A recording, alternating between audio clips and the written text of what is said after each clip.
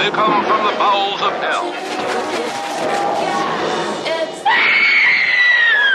The Dana Gould Hour. Jungle worms and swamp rats run around your feet. I fought a dog that killed the calf that ate the canary. What is truth? And once again, welcome back. And we're back. So soon, you ask? Sure, why not? Everybody's schedule's a little wacky. I've had some more time at home than I normally do. I was talking to my very good friend Danny Bland on the phone. He started to tell me a crazy story about what happened to him at the beginning of the lockdown, and I just said, hold it. And I set up the podcast stuff, and we basically recorded a show. And then I wrote a new True Tales from Weirdsville about agoraphobia. A lot of people are stuck in their house. Some people can't leave their house, even if there isn't a pandemic. So we have a interesting True Tales from Weirdsville about agoraphobia and a lovely interview with Danny Bland. And we just got it out because we could. So enjoy it. Let's get on with our filthy business.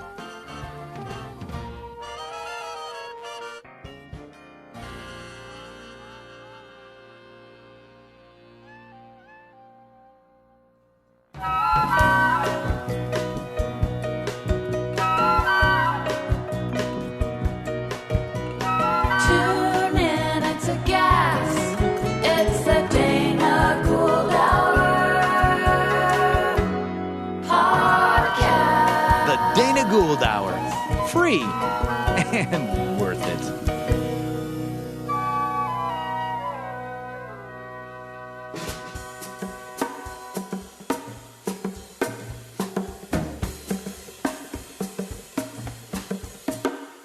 We're in the bunker. Now, today's interview is with what we like to say, a friend of the podcast, has been here before. And we were having a conversation on the telephone, like so many people do. And he was telling me a hilarious story, and I just stopped him in the middle of they're like, "This should be on the podcast. This story is too good. Just stop." And that's how I always get off the phone with people. No, okay. And he's been on the floor. He's been on the podcast before. He has a new book out, also entitled "We Shouldn't Be Doing This," which applies to so much of my life and career. Please welcome the lovely and talented, funny lady, Danny Bland. This is the sound of my voice. Now, I want to do that since I fucked it up last time I was on the show. Did you fuck it up the last time? Yeah. I mean, this is back when in before days when you used to have multiple guests on the show. Right. And so identifying your voice was important. And I listened to every single episode you ever done. But when it came my turn, I fucked it up. I didn't do it. Yeah. Well, that's actually a vestige now. We don't really need it. But I'm trying to turn down. There you go. It was too loud in my ears. So you're at home now in Seattle. Correct. But you are, in addition to being an author, are you a road manager, a tour manager? What is your appellation? I think they call me a tour manager. Right. Some of the older clientele call me a road manager. It doesn't matter. I babysit rock and roll bands. Right. That's your job. You are the guy. A band goes on the road, and rock musicians are not known for crossing T's and dotting I's. They're not known for putting together an itinerary. And it is like babysitting a bunch of very talented adults. Yeah, and they can put together their itineraries and cross their T's and dot their I's, but there's a long history of people like me who enable them not to, and therefore, it's like drug addiction or anything like that. I just make it easier for them to not have to do these things, and at the same time ensuring myself a career. So Right. it's something they're perfectly capable of doing. They just don't want to.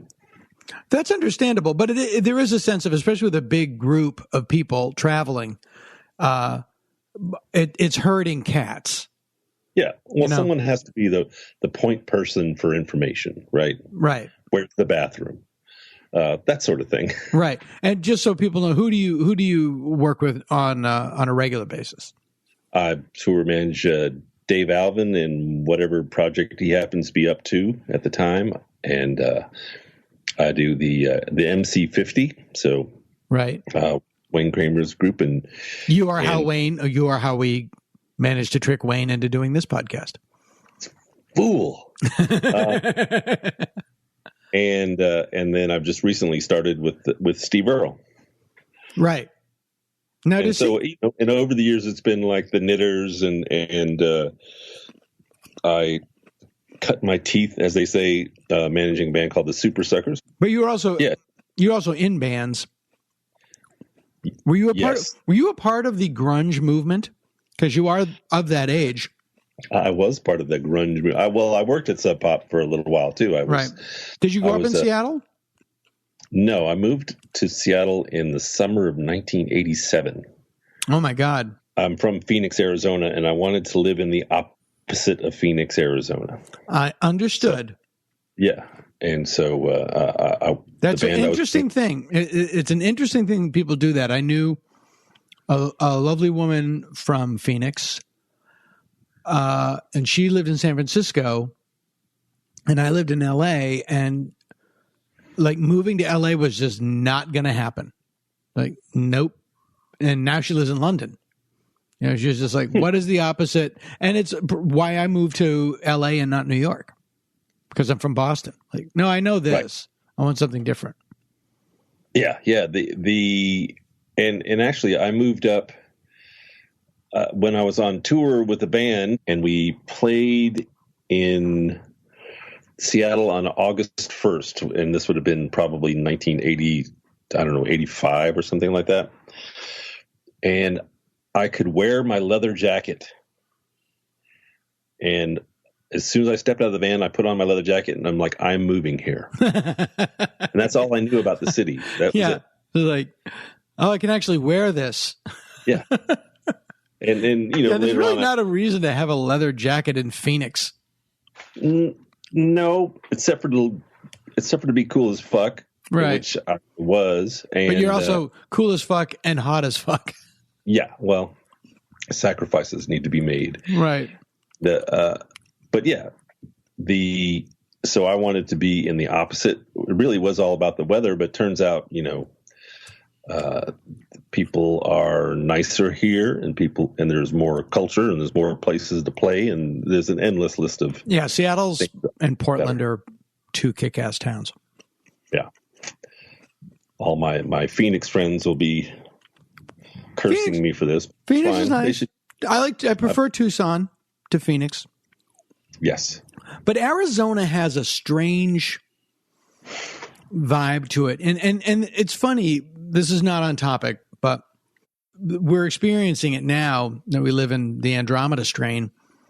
There's such an element of the American identity is rugged individualism. That's the whole John Wayne thing.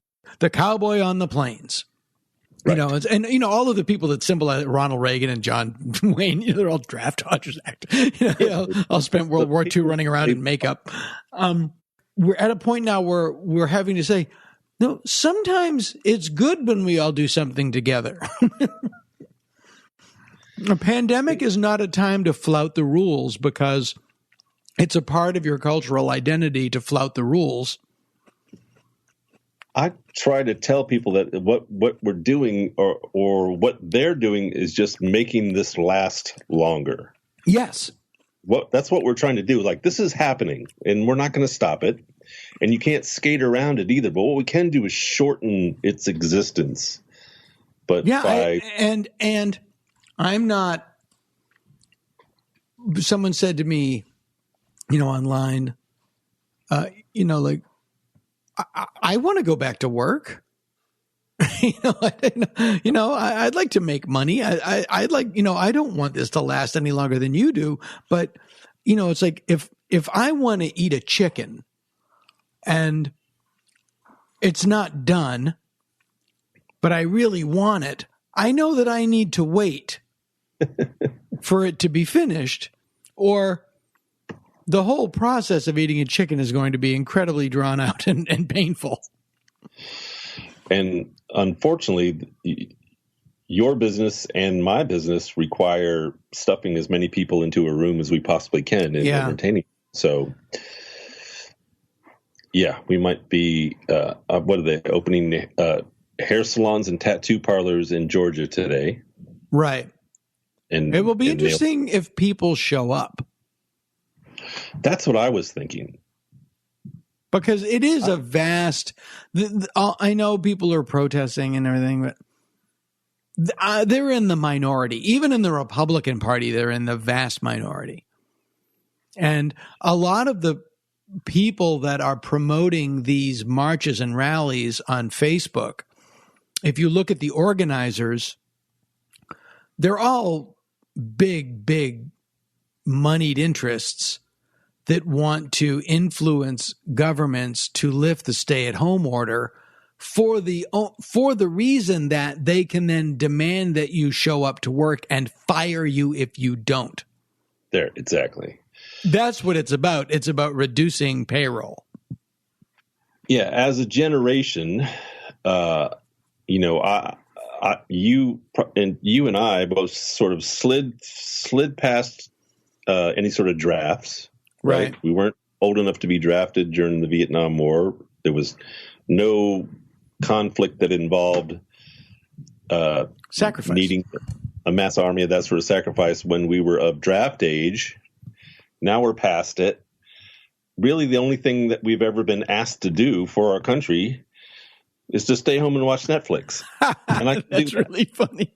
I never heard it put that way, but it's really true. Look, no just rewatch The Sopranos. I will serve my country like my father and his father before him. That's really brilliant. I never even thought of that. That's really true.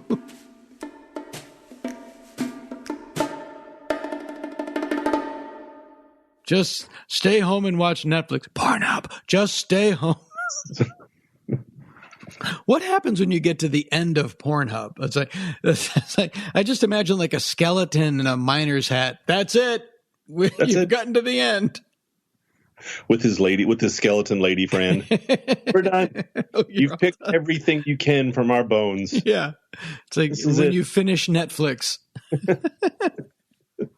But when this all happened, so you were on, because this all happened it fell in on itself in the middle of March. It was like the second week of March when there was this sudden realization that we were going to have, if you remember at the time, that the whole country was going to have to hunker down for 2 weeks. Right. Which I have since been led to understand that they knew it was not going to be 2 weeks, but that was their way of like, get them in the water. And then once they're in the water. It was in the middle of kind of an incredible weird run for me because. Yeah, you were all at a point where people should not have been out and traveling. You were all over the goddamn country.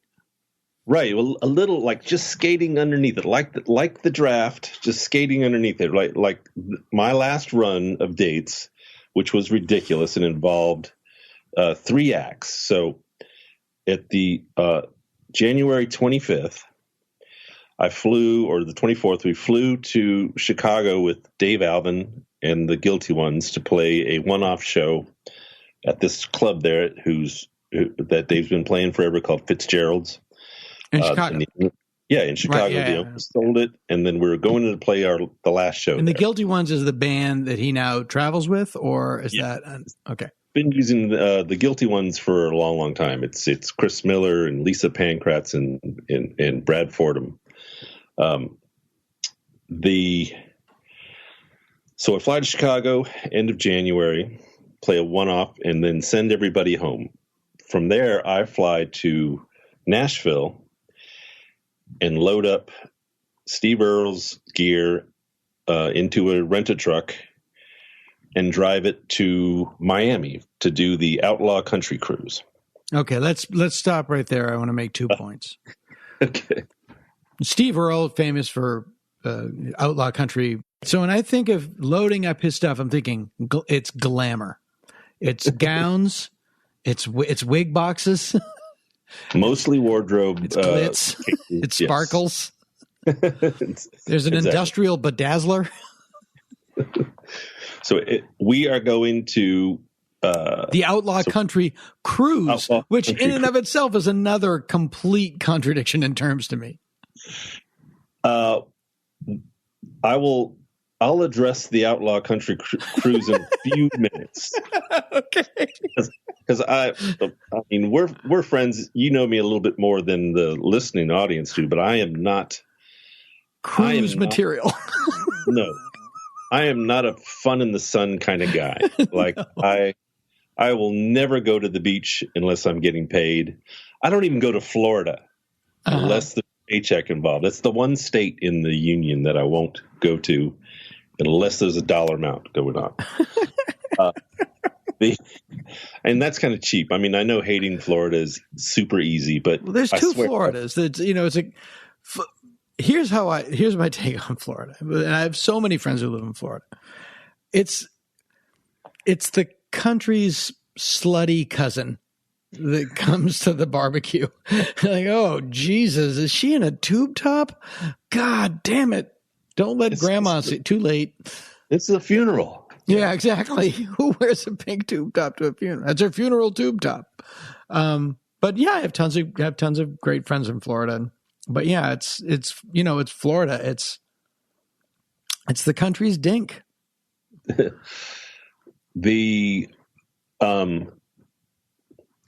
So I'm driving all the gear overnight from Nashville to Miami. Now, this was many. Is that a 1 day run? It's a long drive. It's 13 hours. It's not. And you have that, and that is, and we're getting it. That is your job. Yes. Is driving vans full of equipment, sometimes with people, all over creation. True. Depending on the act, sometimes I'm in a bus. Most of the time I'm in a van. I actually prefer the van tour myself. More in control of what's going on. Yeah, I hear you. I'm the same way. Environment. So on the drive, I'm listening to the news on the way down there, and there's already been talk of the coronavirus and how it's probably coming to the States. And how it's late January of 2020. This is late January, and there's already talk of it. And another thing that happened is our destination was Jamaica. That's on the cruise. Too. As I'm driving now, were these people aware of the fact that isn't there a lot of marijuana in Jamaica? Were there concerns about that? Is that the place? Is it really? I think it's the state bird. Yeah. Were they okay with that? I imagine country western musicians are just Pabst Blue Ribbon. I was just wondering how many recovery meetings would be held regularly on that boat. There was 2 every single day, one at 9 o'clock and one at 2 o'clock. That's fantastic. One at 9 a.m., one at 2 p.m. Because that's probably, I'm going to say, 90% of the people on stage and 10% of the people in the audience. Yes, it's true. I went. I mean, it was great to be. I'm captive. I'm on board the ship. Yeah. I'm not going to the pool. The good thing is it's 12 stories high, so it's just like in a hotel, except for, of course, when there's a virus floating around, it's not ideal. But I went to, I think if we were on the boat for 6 days, I went to like 4 meetings. That's pretty good. And is Steve the king of this tour? Is he the headline dude? He's one of the headliners. I think there was the Mavericks, Lucinda Williams, and Steve, and big. Right. And Chris Christopherson. So that's pretty big. And Mojo Nixon is now mostly outlaw country, is he not? Mojo Nixon is the host. He's like the whole thing, right? For sure. And it's because it's sponsored by the Sirius. Outlaw Country Sirius radio thing. Right. Really, it's a hillbilly wife swap cruise. Might be more appropriate. That's grim.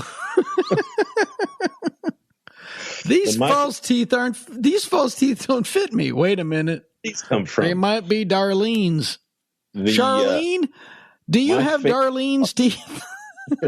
My favorite part as a sober guy on board was watching drunk couples fight. Yeah. Oh boy. Just best part of the whole cruise for me, just wandering around. You didn't have to look hard for it, but then to know that they were going back to these cabins, which are small. Most of them were tiny. The headliners had big, nice ones. The working stiffs, and I would say 95% of the riffraff had these smaller ones. Could you go out on the deck at night? Yeah. Okay, because to me, the only good part of a cruise, I thought, would be being out on the deck of a ship at night going across the ocean. Like that, to me, would be where a murder would take place that I would somehow have to solve. Absolutely. Or if there was possibly a werewolf on board, it would come up. That's when the issue would arise. Or if you needed to smoke. If you need to smoke. Or a smoking werewolf planning a murder. All of these things could happen. I think you're thinking about the Kolchak. Yes, of course I am. Yes. I am. With Eric Braeden from Escape from the Planet of the Apes and the Guiding Light as the werewolf. Exactly.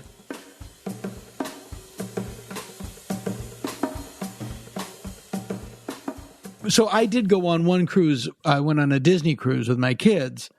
And the way the Disney cruises work is they go very slow during the day. The ship is, it's not uncomfortable. And they make up their speed at night. They would go so fast that you really couldn't even go out onto the deck at night because it was like going out onto the deck of a jet plane. I mean, it was just they were flying and you really couldn't enjoy it. And my only image of that was just behind the boat. I just imagined a Sargasso sea of chicken fingers and mac and cheese just being dumped into the ocean, which is all the food there. It was an endurance test.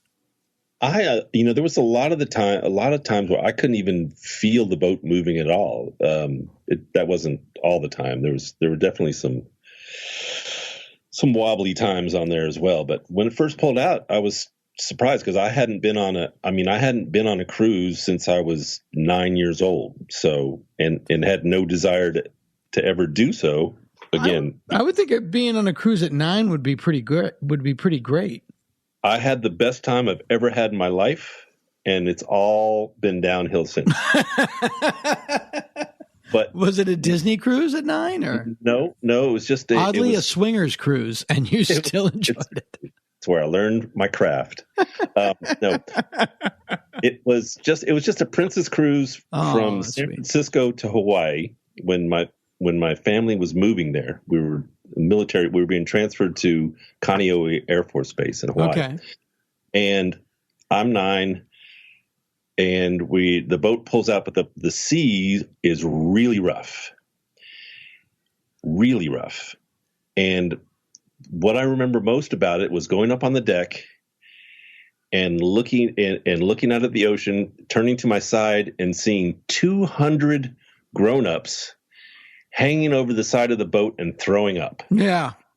And I had never been so delighted. I'd never laughed so hard before or since. 200 people throwing up. Grown-ups. There's your book. There's book number 3. 200 people throwing up. But so this Outlaw tour, did this one happen, or are you talking about a previous one? This one happened. You get finished with it, and now it's when? Well, hold up. So I'm driving, listening to the news, and they're talking about the coronavirus, and also an earthquake happened in Jamaica. Right. Oh my God, you're right. Which is a big one, and that's where you're headed. A big one. So I'm thinking this, like, I don't want to be on this boat anyway, but because of the fun and the sun aspect. But we're loading gear onto a ship that's headed to a place that just had an earthquake, and there's a newly introduced virus into our community, and I'm getting onto a ship full of characters. Yeah. So it's turned into a goddamn 1970s disaster movie. Really, like if you see like Fred Astaire and Ava Gardner and Robert Wagner and O.J. Simpson, they're all getting on the boat. Well, obviously, wait a minute, I just saw George Kennedy. I'm getting out of here. Mojo Nixon is obviously the Ernest Borgnine of the thing. Yes, he is. Lucinda Williams is the Shelley Winters. Come on, preacher. Oddly enough, Chris Christopherson is the Chris Christopherson. That's good. I'm the O.J. Simpson. Yeah, you're the O.J. Simpson. There's no Gene Hackman in that group. So, oh my God, I didn't even realize that. Yeah. So, and as far as the virus goes, the first day that we were there, it's like Vegas. There's buffets, and even in the there's a special artist cafe where you go in and the buffets, you help yourself. There's food 24 hours a day. Right. It's not bad. One thing I found out on cruises is that people often view an all-you-can-eat buffet as a command. Indeed. You can stop. It's okay to stop. Well, the first night it operated as usual. The second day, all of a sudden, there was a member of the staff there with gloves, not a mask yet, but with gloves on, serving you from the buffet. You weren't allowed to touch the food anymore. No, now it's getting hinky. And every time you walked into a place that served food, they had a nice lady there with a spray bottle who would spray your hands. So things were getting a little bit odd, All this being said, I did manage to have a really good time. I don't know how. I spent a minimal amount of time in the sun, but a nice person on the cruise brought me I often on social media pine for a time where I can actually use a parasol, because even in 2020, tell me something I don't know. It's still not socially acceptable for a guy like me to use a parasol as much as I want to. And a friend of mine. You are the Miss Havisham of the Outlaw Country set. Not only did they bring me a parasol, it was actually just an umbrella, but it also was covered with pictures of Michelle Obama. Oh, so perfect. It was perfect. And speaking of parasols, like in 1996, though, apparently it's okay for Lux Interior to use a parasol, because he was using one backstage. Yeah, he's Lux Interior, though. Lux Interior. He's also wearing high heels. I didn't look at his feet because I'm not a pervert, but he was. Well, there's a lot of shots of him on stage in high heels. I don't know what they're called. They're pointy-toed lady shoes. They have a little heel, like an inch heel, and pointy toes. High heels. I mean, it's Mary Tyler Moore shoes, Laura Petrie shoes. I used to work in a place where 24 hours a day in downtown Seattle, you could find a size 10 or 11 high heel shoes for men if you needed them. Yeah, sure. Yeah. That's another podcast. And the operative word is need, not want. Nope, I need these. Need these now, or I'm not going to get through this meeting. So we get back from the cruise. All went smoothly. No hurricanes or no tidal waves. The outbreak on board, I guess, was a minimal. I haven't heard of anyone getting sick. But I do believe, I don't even know if another cruise ship left after us, after we got back, though. I get on a plane in Miami. I fly home to Seattle for about 10 hours. And then I get on another plane to go to Australia with the MC-50, opening up for Alice Cooper in Australia. This is a country that's on fire at the time. Yeah. Somebody described 2020, and it might have been you. Was it this year started with koala bears being burned alive and went downhill from there? It wasn't me, but that's great. And it sounds like something you'd say. So we spent 20 days in February. I spent almost all of February in Australia and New Zealand. This is opening up for Alice Cooper, so we're in arenas, and I don't get to see a lot of the outside world. We're flying from place to place. Didn't see any burnt koalas. I saw one really sketchy looking kangaroo on the side of the road. I mean, standing upright, sort of looking at us as we were driving by, real suspicious like. Was it full of smoke, or would you have not even known? I did not notice. But again, like I said, we were kind of being, most any tour that I would have been on, I would have been driving around, and I'm sure we would have seen it. But on this particular tour, we were flown everywhere, driven everywhere, really nice hotels, playing in arenas. I was just sort of kept away from all that. Right. Didn't know.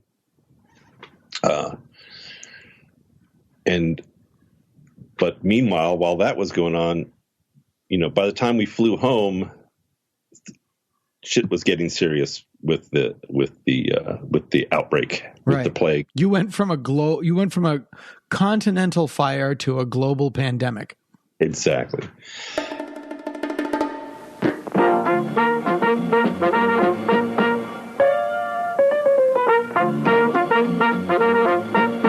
We're happy to have you with us this evening and want you to enjoy every minute of your stay here. And while you relax and stretch, visit our concession where you'll find something to please you. There are ice-cold drinks, delicious sandwiches, ice cream, coffee and snacks, and many other pleasing treats.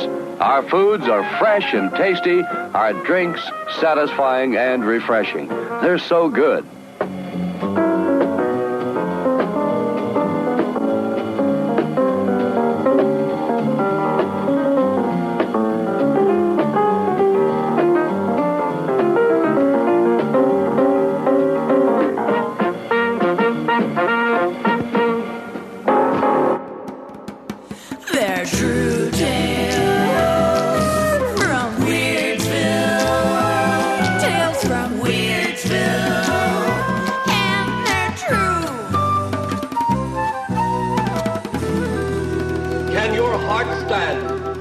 Shocking facts.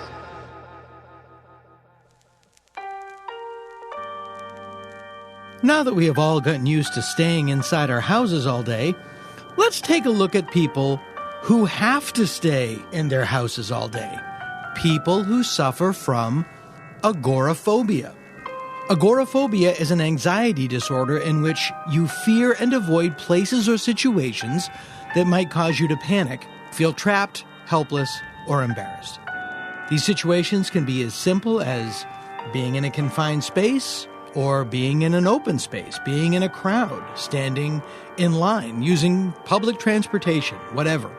You not only fear the situation, you fear the fear of the situation. This is the vicious circle of agoraphobia. The fear of the fear causes the fear. You live in a constant state of anxiety. Now, most people who have agoraphobia develop it after having a panic attack, and the fear of having another panic attack causes the person to avoid the places where it might happen again.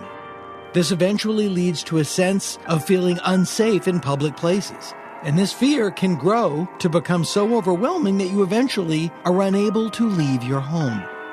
Agoraphobia often goes hand in hand with panic disorder.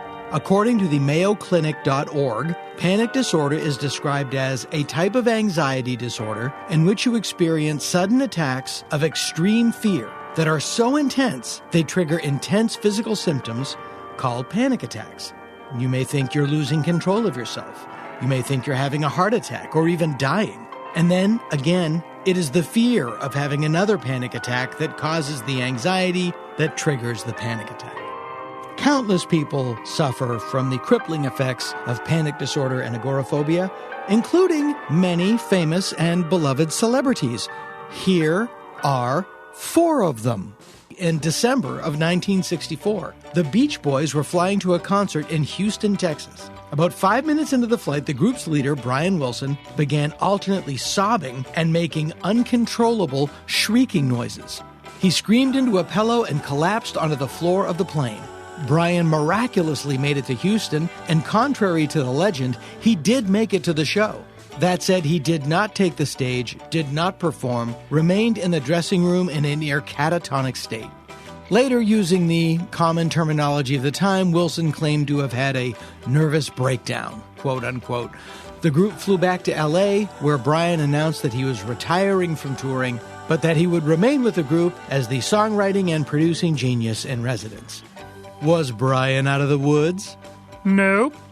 As often befalls those suffering from mental and emotional turmoil that they don't understand, Brian began to self-medicate. At first with marijuana, which does have anti-anxiety properties. However, he suffered 2 more nervous breakdowns, quote-unquote, over the course of the next year and a half. Brian's recreational self-medication increased, and his mental health declined. After his abusive father Murray passed away, the man you could reasonably blame for writing Brian's tragic programming, Wilson shut down completely and spent nearly 2 years living in the guest house of his mansion in Bel Air, self-medicating himself almost into an early grave. Literally. At one point, he dug a grave in his backyard and tried to get his wife to push him into it. He did not succeed. Over the years, Wilson was misdiagnosed and mistreated by a number of physicians. Most notable, the infamous Dr. Eugene Landy. Brian was eventually correctly diagnosed as suffering from schizoaffective disorder, which is a nasty malady that combines schizophrenic symptoms such as delusions and hearing voices with mania and the big ups and downs of manic depression. With the right treatment and the right medication, Brian Wilson was able to leave his home and reclaim his life. Novelist Shirley Jackson, who wrote The Lottery, We Have Always Lived in the Castle, and The Haunting of Hill House, also suffered from agoraphobia, sometimes in the extreme. Jackson suffered an unhappy childhood with a mother who, by all accounts, for better or worse, didn't seem to like her much. Instead, showering her attention on Shirley's brother Barry.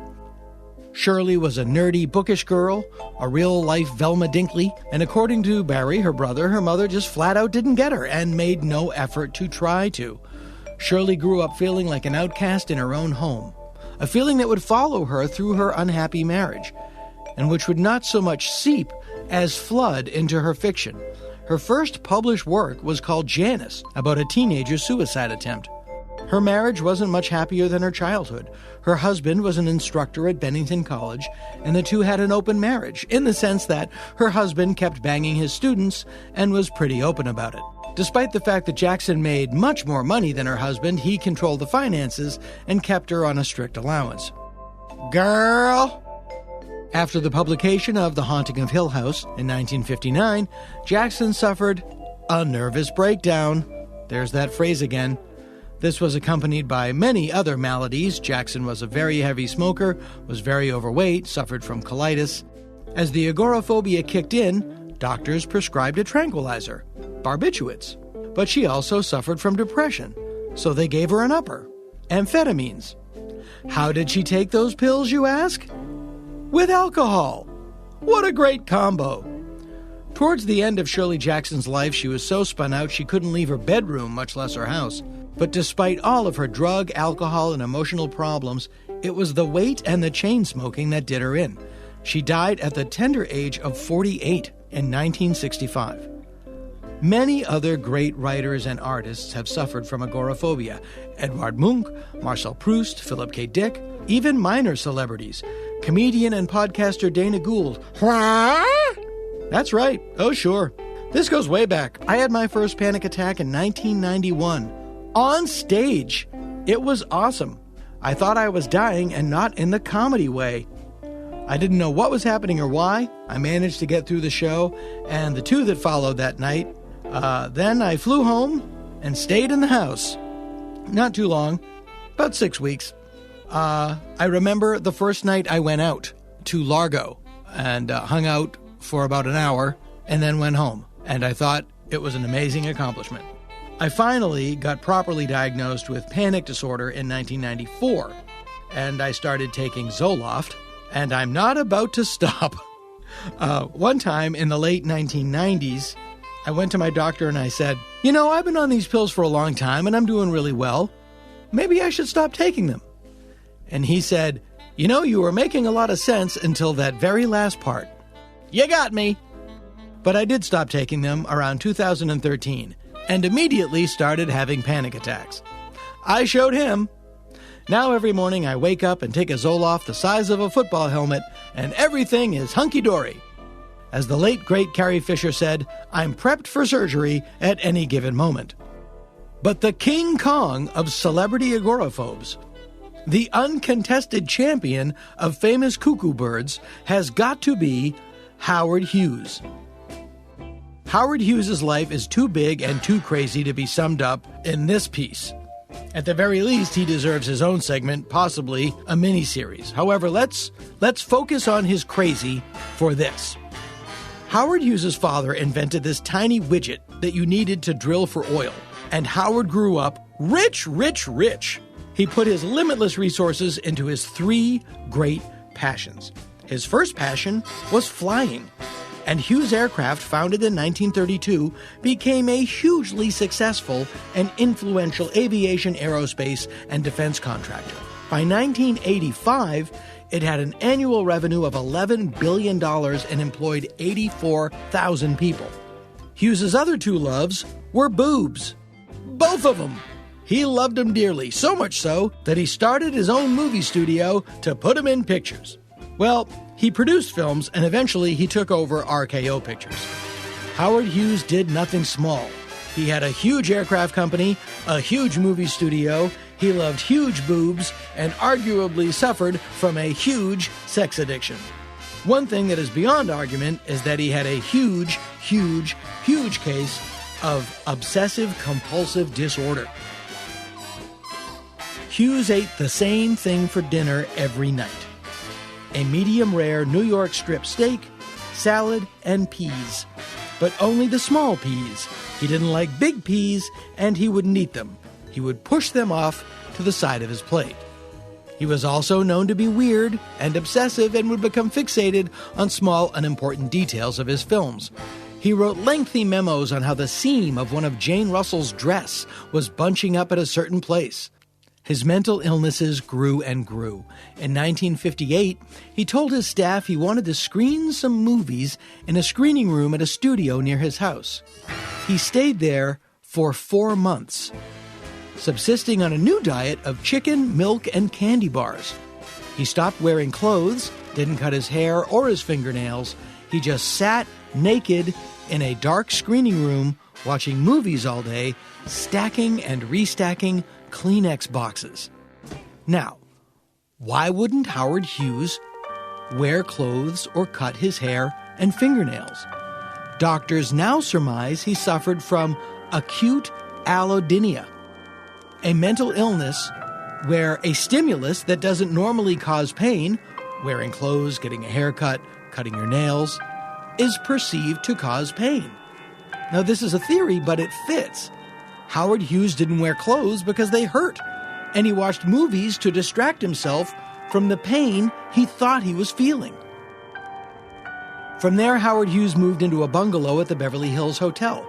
This time, he moved in his wife, his staff, and his girlfriends. You heard that. He would lie in his bed in his bungalow naked with a napkin over his junk and watch movies all day while people came and went. It's nice to be rich. In 1966, Hughes and his entourage took a train to Las Vegas and moved into the 9th floor penthouse of the Desert Inn Hotel. Howard didn't want to leave, and his eccentric demands began to rankle the hotel owners. So he bought the hotel and moved his corporate and personal business headquarters into the 8th floor. Now, down the strip from the Desert Inn was the Silver Slipper, which had a big illuminated silver slipper above its sign. Unfortunately, apparently, the Silver Slipper kept Howard Hughes awake at night, so he bought the hotel and had it taken down. Now, you might say, why not pull the drapes? Because you're Howard Hughes. He had unchecked power and unlimited resources. Hughes was surrounded by aides, all of them Mormon, because they did not drink, smoke, or swear, and they indulged his every whim. Here is an example of the way Howard Hughes's every whim would be indulged to the fullest. He took a liking to Baskin-Robbins banana nut ice cream. So his aides contacted Baskin-Robbins to get a bulk shipment. But they were told that the company had just discontinued the flavor. So they bought all the company had left, 350 gallons of it. And it was shipped to Las Vegas from L.A. No sooner had it arrived than Hughes announced he didn't like it anymore. He only wanted French vanilla. And for about a year, if you were in the casino at the Desert Inn, you could enjoy free banana nut ice cream. The public image of Howard Hughes was that of a tall, handsome, reclusive Texas billionaire pulling the strings on the rich and powerful from his lavish Las Vegas suite. In fact, in the James Bond film Diamonds Are Forever, which is partially set in Vegas at the height of the Hughes mystique, the film features a character named not Howard Hughes, but Willard White, a tall, handsome, reclusive Texas billionaire pulling the strings of the rich and powerful from his lavish Las Vegas suite. The reality of Howard Hughes's life was drastically and radically different.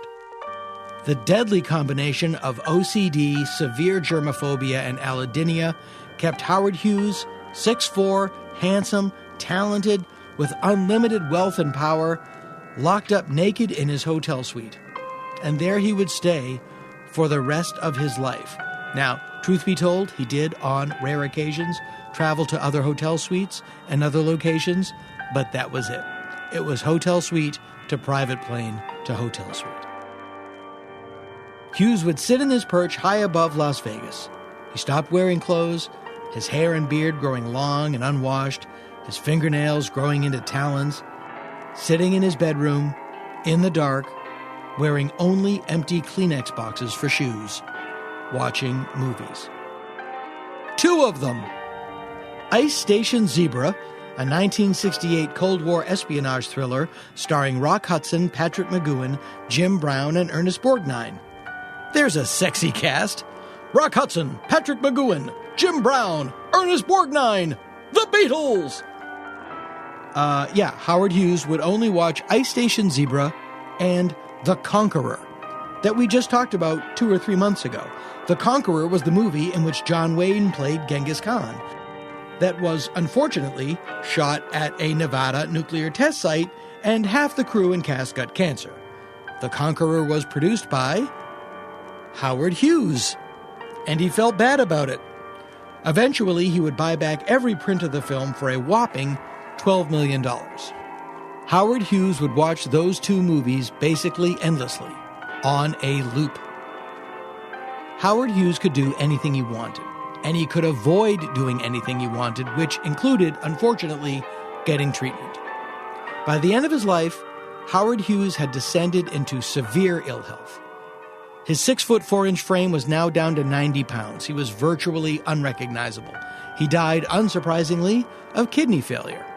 But this was a slow suicide, a self-inflicted decimation caused by his retreat from the world.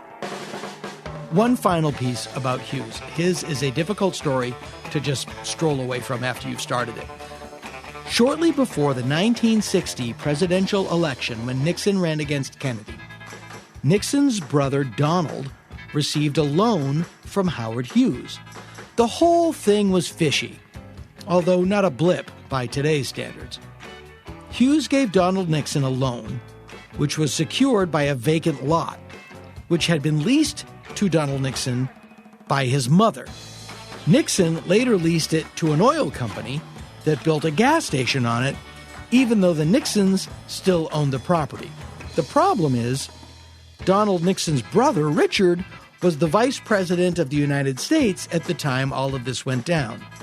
Anyone who has ever listened to any of the Nixon tapes or read his history cannot escape the scenes of Nixon railing on and on about, quote, the Hughes loan, quote. The Kennedy administration considered but decided eventually to not investigate the matter. They were no doubt familiar with family members having shady business practices. But Nixon never let the matter drop. In 1971, as then President Nixon prepared to run for re-election, a former business associate of Howard Hughes named Larry Meyer began feeding information to the Nixon campaign that the Democratic National Committee chairman, Larry O'Brien, had a lot of dirt against Nixon pertaining specifically to the Hughes loan. Larry O'Brien didn't have anything, but he wanted Nixon to think he did. Nixon, paranoid and, like Howard Hughes, in possession of too much power for his own good, ordered a couple of flunkies and stooges to break into the Democratic National Committee headquarters, blow the safe, and find out what was in there. The Democratic National Committee headquarters were located in, say it with me now, the Watergate Hotel. Whoops! Now, say you want to learn more about some of this stuff. Most people are shopping on Amazon these days, and we here at the Dana Gould Hour would like to help you.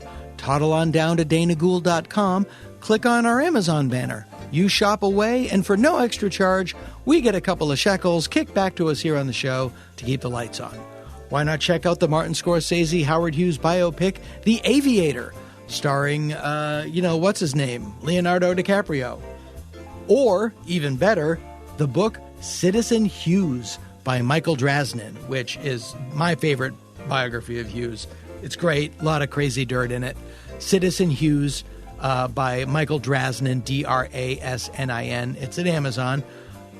You might want to check out some of Shirley Jackson's great work, The Lottery, We Have Always Lived in the Castle.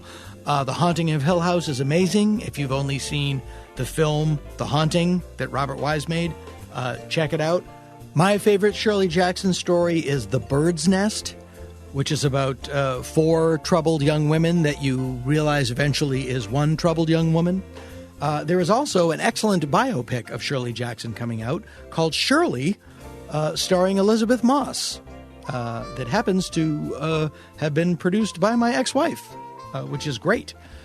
If you want to open the Brian Wilson crazy file, you can do no better than Catch a Wave, the rise, fall, and redemption of the Beach Boys' Brian Wilson. That is by Peter Ames Carlin. And there is also the excellent Smile, the story of Brian Wilson's lost masterpiece, and that is by Dominic Priore, Priore. So stroll on down to danagould.com, click on our Amazon banner and shop away. And hey, while you're there, you might want to check out our Patreon feature if you're not already a member. This is a very special podcast. We kind of get them out when we can. Trying to increase the frequency, as you've seen. And the Patreon feature is what allows us to make the podcast.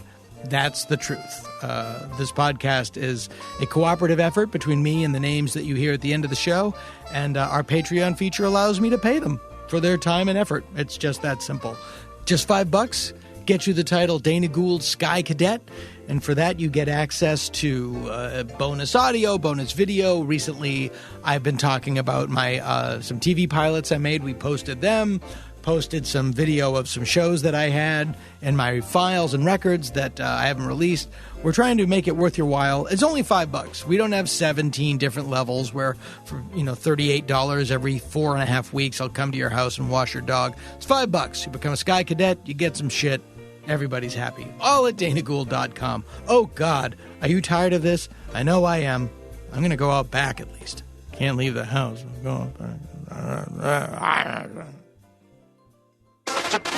And now, on with the show.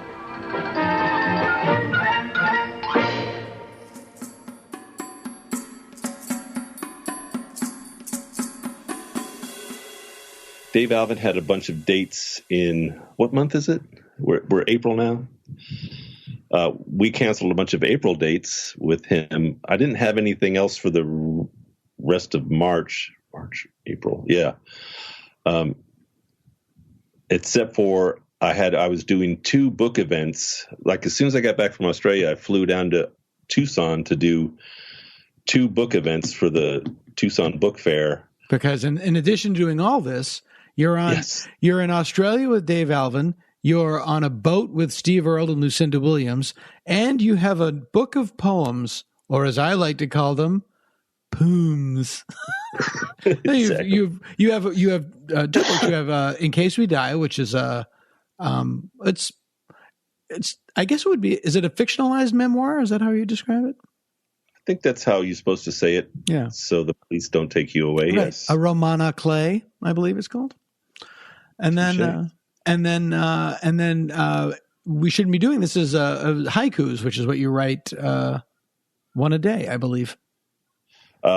Yes, I've been lazy about it lately, but after I got done finishing the novel, I started posting a haiku a day on social media. And that turned into 2 books. Actually, I had another one called I Apologize in Advance for the Awful Things I'm Going to Do.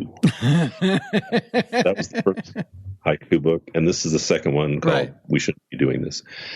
And when I get an opportunity to go hustle it in front of people who like that sort of thing, then I have to take it. So yeah, even though I knew things were getting sketchy, I took the flight to Tucson.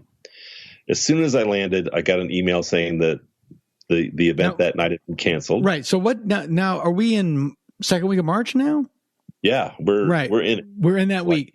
And we're in that where I should not be out there. And what's it like flying that day?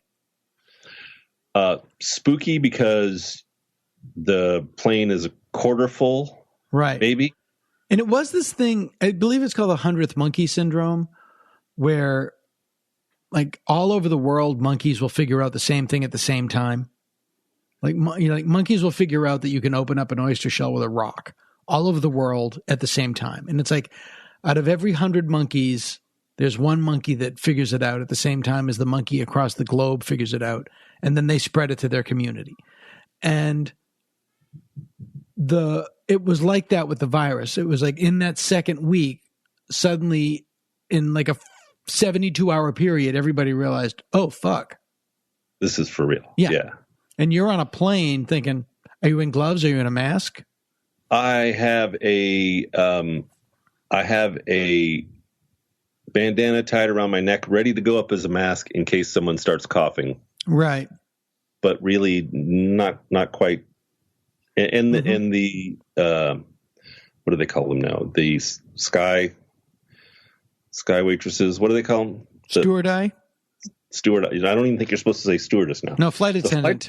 Excuse me. By the way, that was a nice shadow box replacements poll that you just did. Waitress in the Sky, I believe, is the song you were referencing. That's right. Off of Tim, Sire Records, 1986. Let's listen to that, shall we? Let's play. Here's Bastards of the Young Replacements. So, yeah, we were aware of it. They were wiping down, and a lot of people were bringing wipes with them. People were aware that there was that it was problematic. Of course, like I said, it was a quarter plate. Everybody had their own row.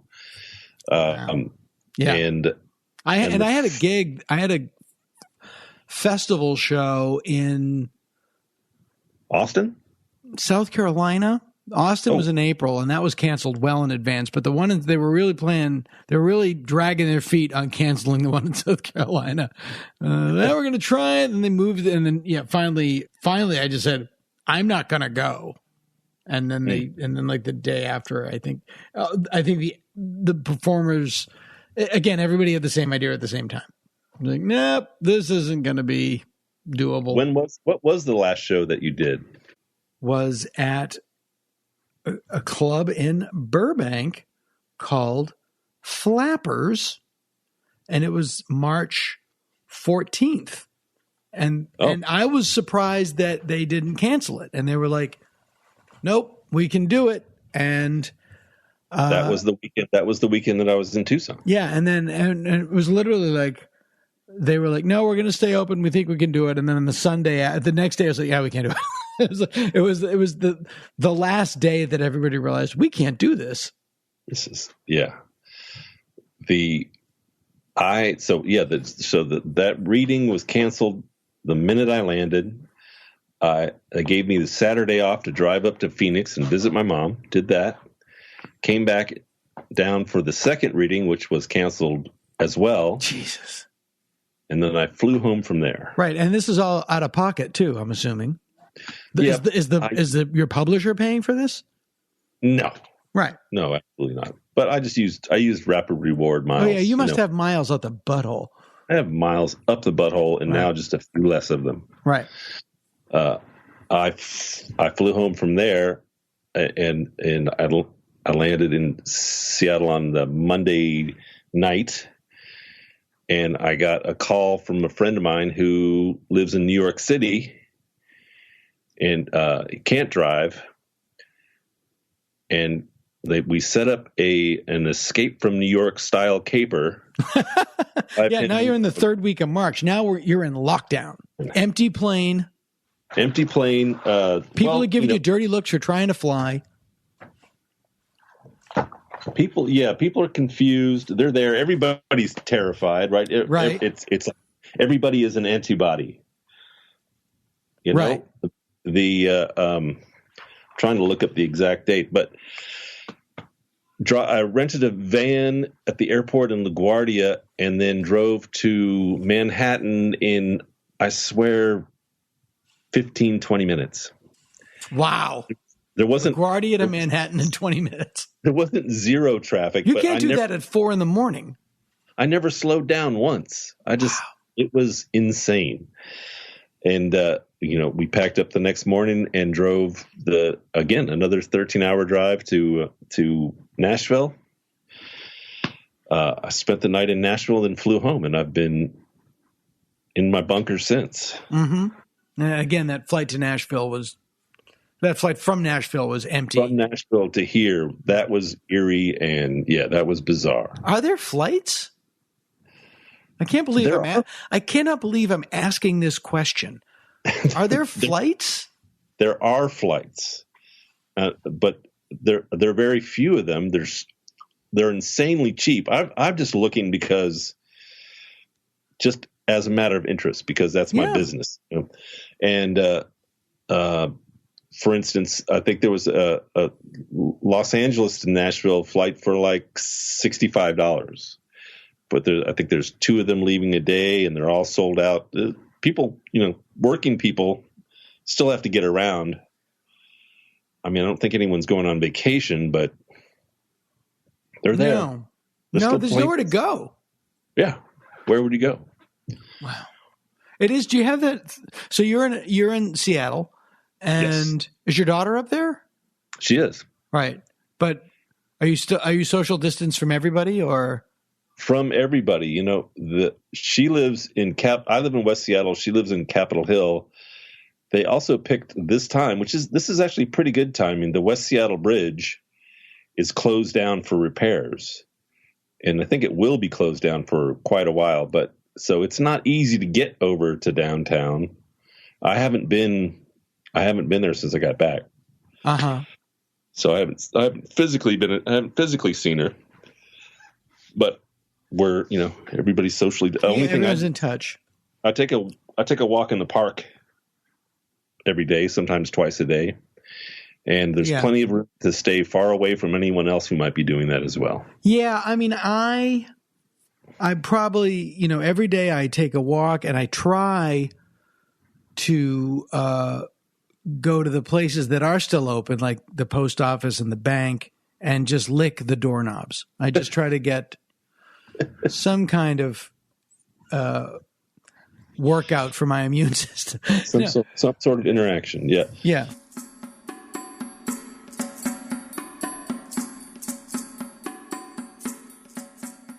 3 kids, 4 cats, 2 dogs. I'm out every day getting something, in a mask and gloves. And then I come home and I have to go to the store to get groceries because my kids they eat every goddamn day. And they will not give me a break. That's your fault. That's how you raised them. Yep. See, they don't next know. time, no better. But you go out and you buy $200-$300 worth of groceries, and then you've got to wipe everything down. You've got to get out there with your Lysol rags and just it's the whole that's your day. Yeah, that's your day. The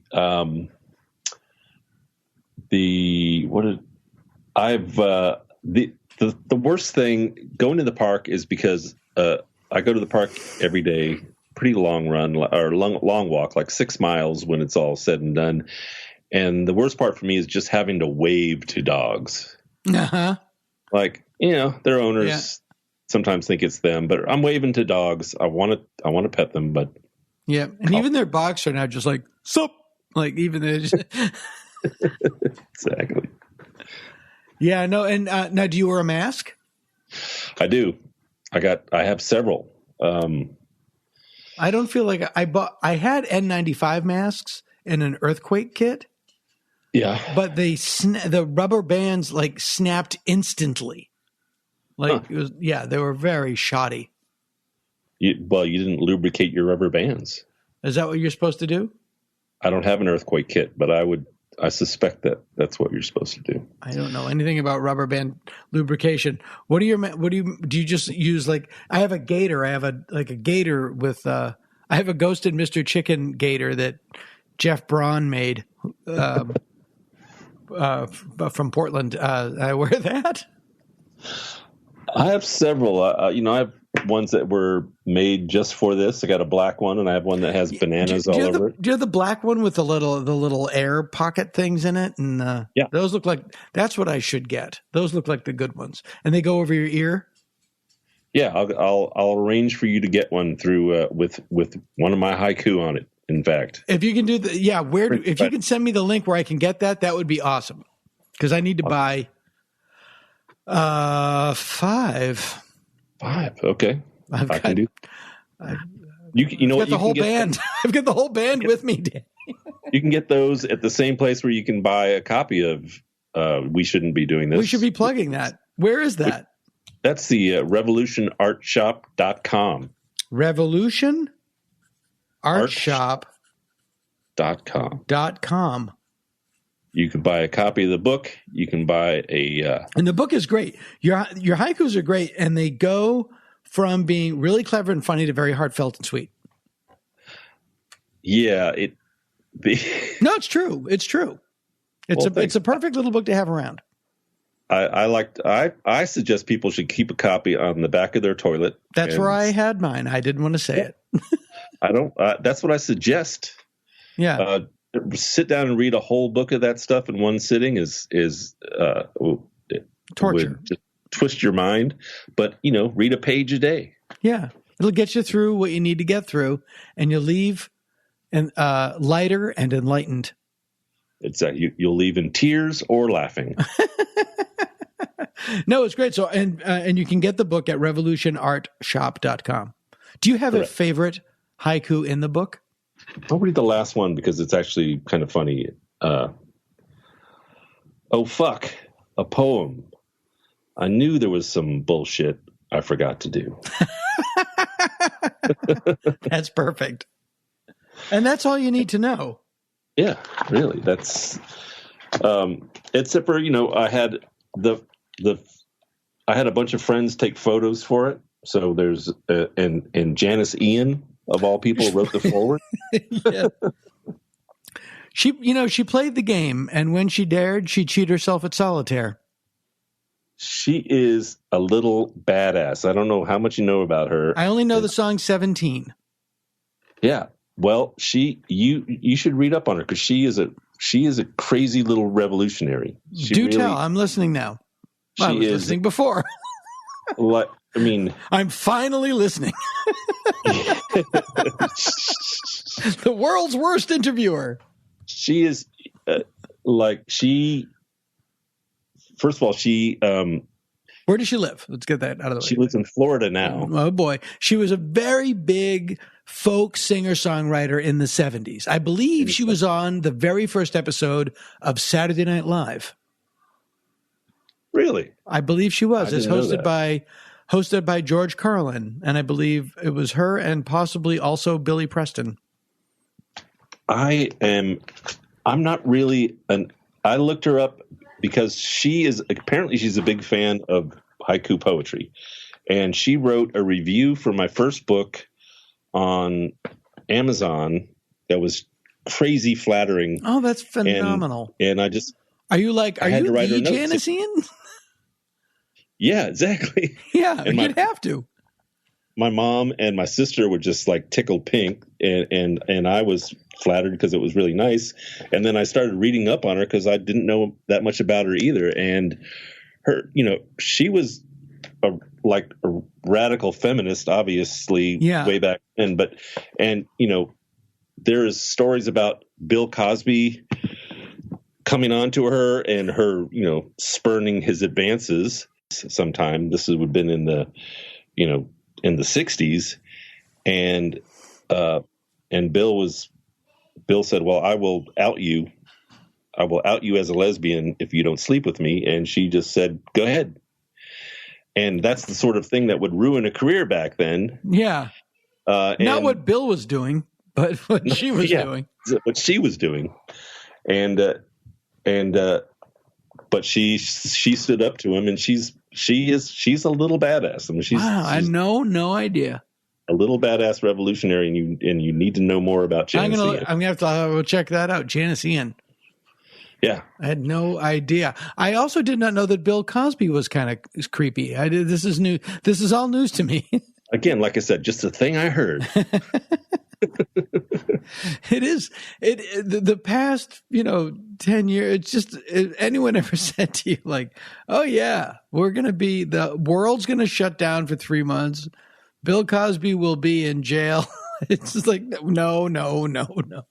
But it just happens to the president. The president of the United States is going to be a game show host. Like Chuck Woolery is going to be the president. Yeah, that'd be cool. It'd be funny if Alex Trebek was the president. Be like, okay, that would be cool. Yeah.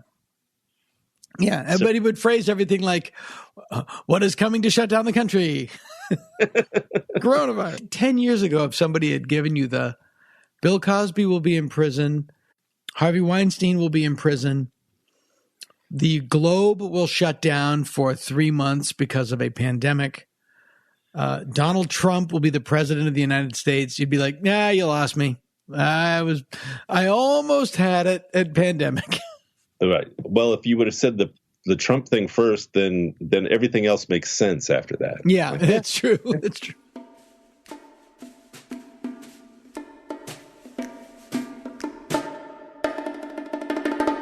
Do you have any tours on your calendar for the rest of this year that you are just assuming go forward? Well, we just canceled, or I just took everything for June off the books. For June? June, yeah. We have, we're trying to salvage a tour in July. There's some Dave Alvin dates. Is that a Dave Alvin tour or a Steve Earle tour? No, Steve Earle. Mm-hmm. And Dave's got some dates in August, and everybody's sort of realizes these are probably not going to happen, but we want to be prepared in case. And there's two schools of thought. Like, whenever we're allowed to have shows again, people are going to be so starving for entertainment. Yeah. Yeah, I have a gig in Seattle in June, and I'm like, well, I don't know. We'll see. People will be super excited. I mean, I'll be home now, so that's good. Yeah. Well, they also said that, a lot of clubs are going to have to reduce capacity, and I was like, finally, I'll sell out. I know it's June 12th, and it's in Seattle, and I don't know where. Good. It's a small theater in Seattle. And right now it's still on the calendar. I'll say I'll be there, but it's not going to happen. But yeah, it's. I mean, how is Seattle? Because it was a hotspot.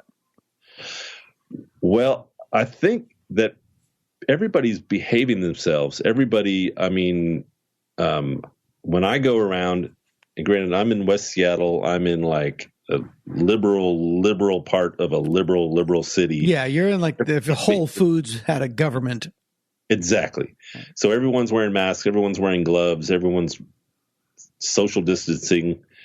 I don't see any shenanigans going on. So I feel like we're through the worst of it here. Mm-hmm. And all we have to do is maintain. And they haven't, this local governor of Washington has not announced, we're going to reopen, blah, blah, blah. No plans at all. I don't think he's we have no plans of opening up. There's no talk of that at all. I have a dentist appointment on May 19th. I'm hoping to get to. Yeah. I have a tentative haircut on May 16th. I have nothing else on my calendar. So we'll see. Oh, it's so crazy. It's like, it's the Andromeda strain on the outside and the Shining on the inside. Like I said, when they open it up, when we're allowed to do shows again, it's going to go one of two ways. Either people are going to be so excited to be able to go see live entertainment again that they'll be sold out and it'll be mayhem, or else no one's ever going to go to a show again. I do think that this might be what it took to defeat Donald Trump. That, like in the book War of the Worlds, it was the germs that destroyed the unbeatable enemy. Yeah. So yeah, maybe that is some sort of proof of something divine. Like, well, that I don't know what else I have to do. All right, I'm pulling out the big guns. Yeah, all right. I guess it's going to be a pandemic. Who knows? The book is called. You're making me do this. Yeah. My book is called. The new book is called "We Shouldn't Be Doing This." Right, and I also strongly recommend In Case We Die if you've not read it. It's a laugh riot tale of recovery in a facility where you are forced to recover. And your first haiku book is entitled I Apologize in Advance for the Awful Things I'm Going to Do. That's terrific. Which is a haiku.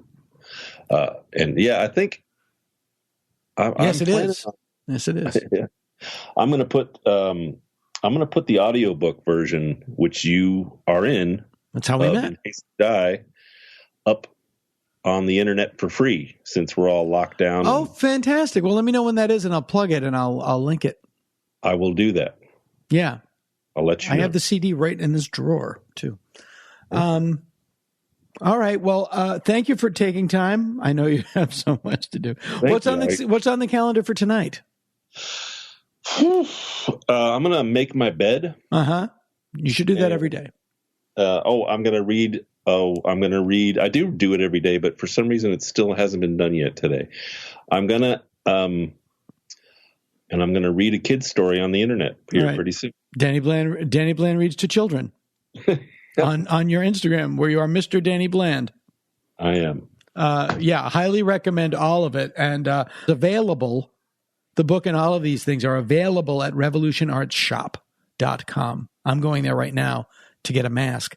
And I'll no doubt talk to you tomorrow at some point on the interwebs.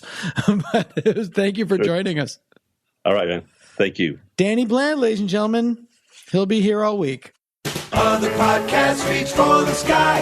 Dana Gould bound. We barely try.